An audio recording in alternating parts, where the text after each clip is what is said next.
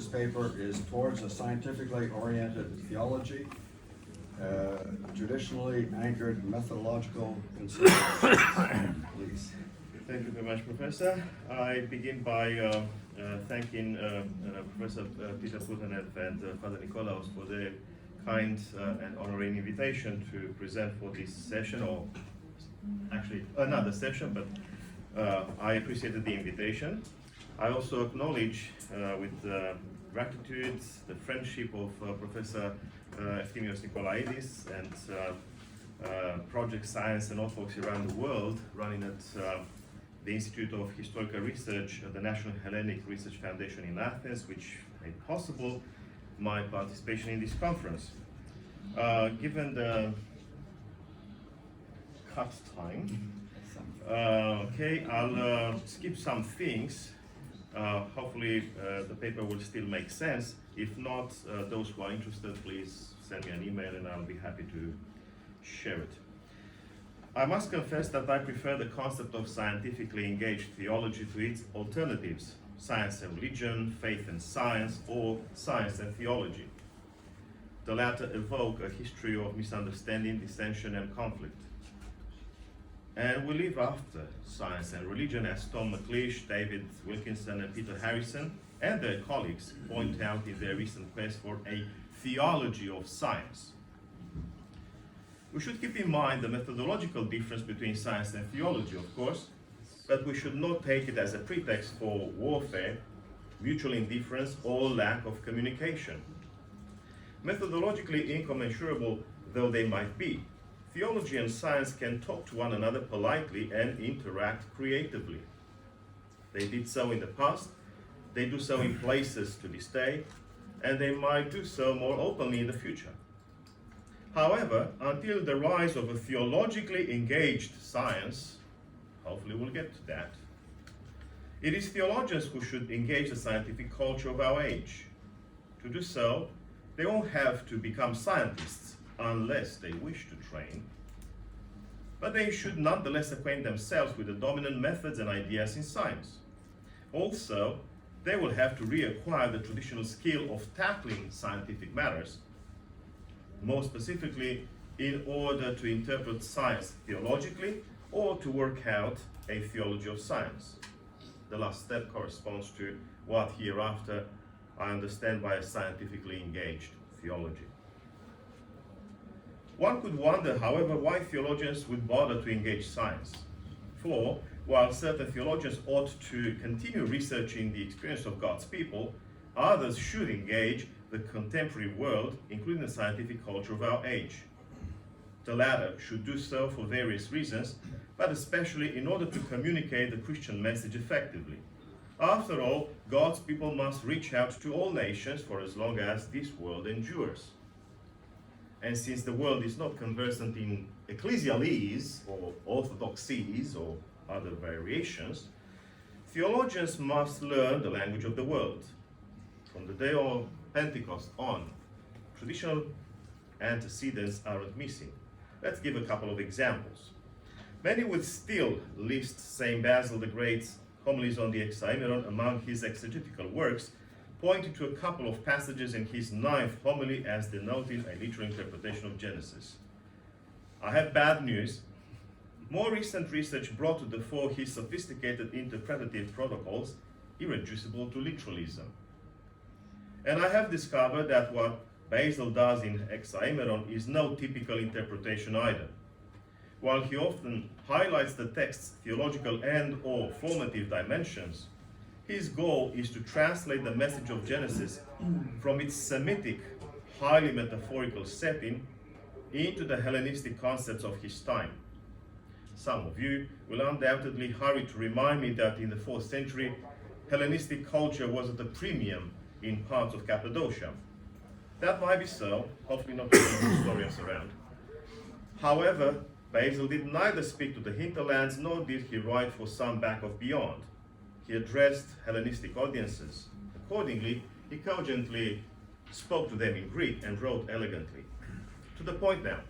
Together with translating the message of Genesis into Hellenistic categories, Basil explains things. He explains the natural world as his contemporaries represented it. namely in the language of late ancient science. Brass is brass, remember. No room for the Semitic symbolism still present in Origen's earlier interpretation.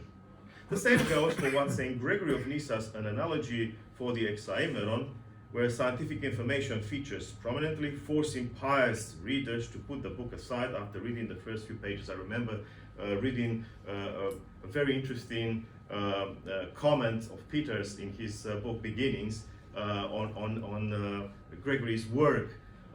Water, water, water, water, sometimes some fire, then water, water, water. Okay, that's the whole treatise.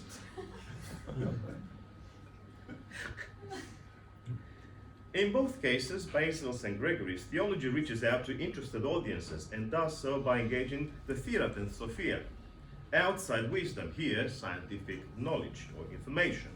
In short, what we encounter when we read the exaimera is scientifically engaged theology, not exegesis. And I'm happy to point you to the journal Almagests, volume 11, issue 1, published in 2020, edited by Efthymios Nikolaidis here and his colleague Evdoxia Veli, with a number of contributions on exaimera in the Byzantine tradition. It's a very important, informative resource for those of us who are interested in this kind of literature. Also, if you are interested in this, you can read chapters 5 and 6 in my 2021 book, Humankind and the Cosmos. Thus, Basil and Gregory immersed themselves in the scientific culture of their age in order to make the scriptural message comprehensible to those within and possibly to outsiders. What matters is that they and other ancient theologians paved the way for us, showing to us what to do. A new scientifically engaged theology won't have to be groundbreaking, methodologically speaking. It will have to replicate the achievements of the ancients by learning their lessons. But it will have to replicate lessons, not to copy-paste ready-made answers. The process of retrieving this approach has already begun with the 20th century neo-patristic movement, but there is long since anything of note was achieved in this area. However, neo-patristic theologians have suggested ways of replicating the lessons of the ancients. No reinventing the wheel is in order. To substantiate my claim, I will review the thinking of three representatives of this movement, Vladimir Lossky, Panayotis Nellas, and Staniloae, if time allows. I begin, Romanian being, by paraphrasing a passage from Staniloae's 1972 article, The Problems and Perspectives of Orthodox Theology, where he outlines the tasks of contemporary and future theological endeavors. Why paraphrase? Because the English was bad.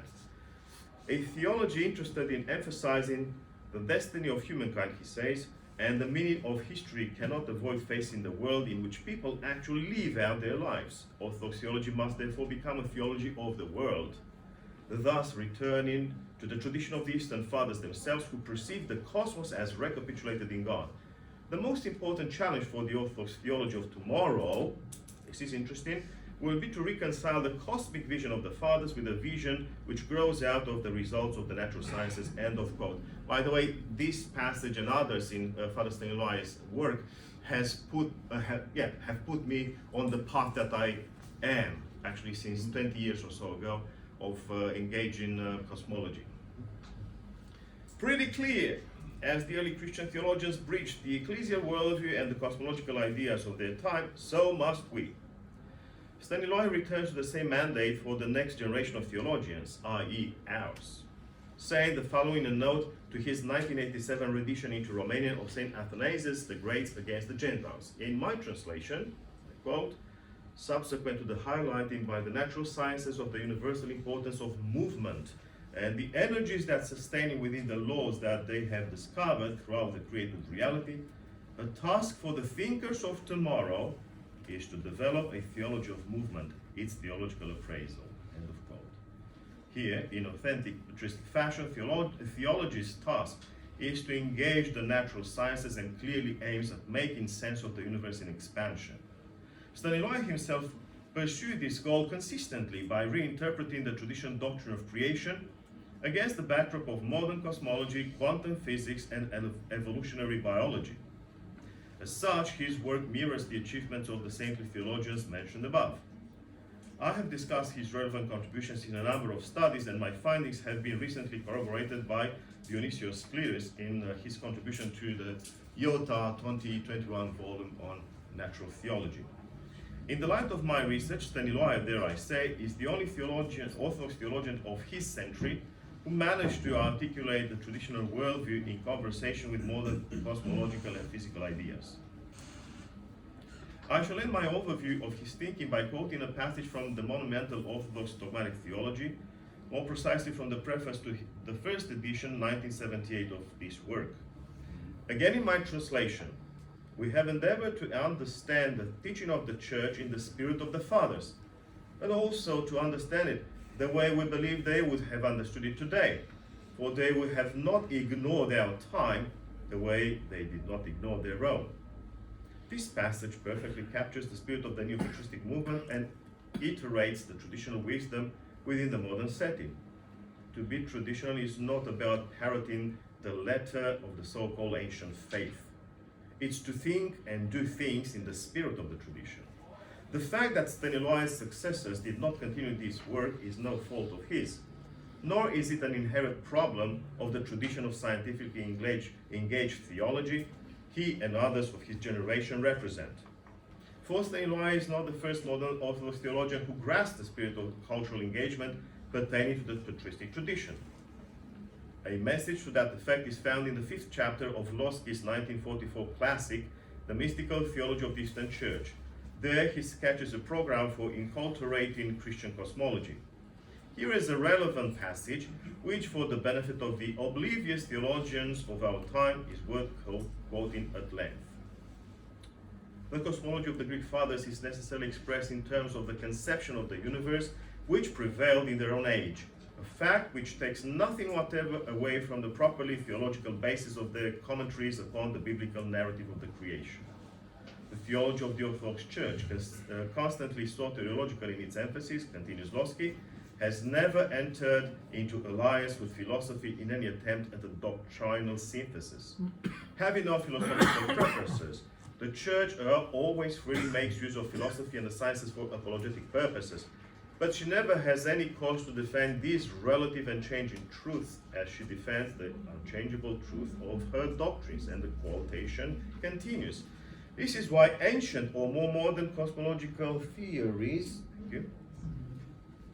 cannot affect in any way the fundamental truth which is revealed to the Church. And, well, the quote continued, but let me go to the message of this passage.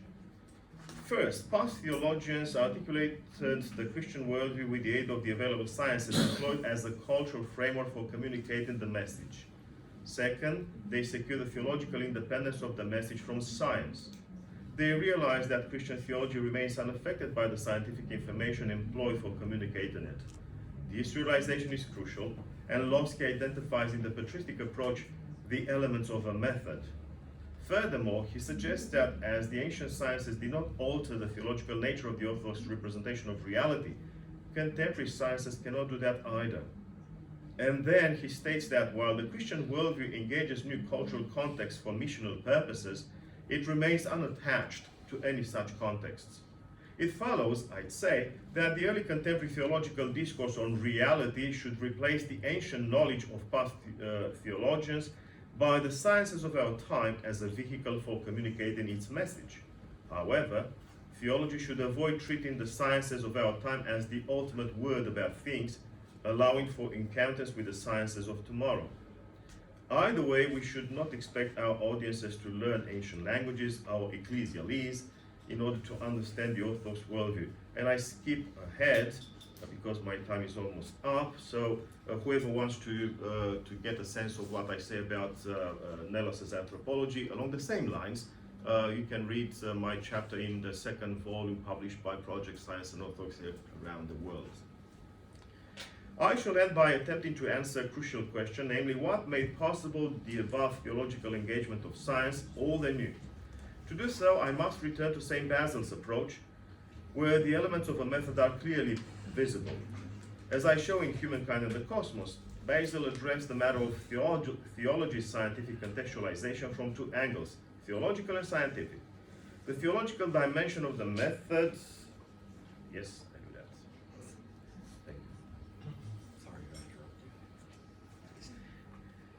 The theological dimension of the method corresponds to his approach to Genesis, that is, transferring its message from the Semitic setting to the Hellenistic culture of his audiences.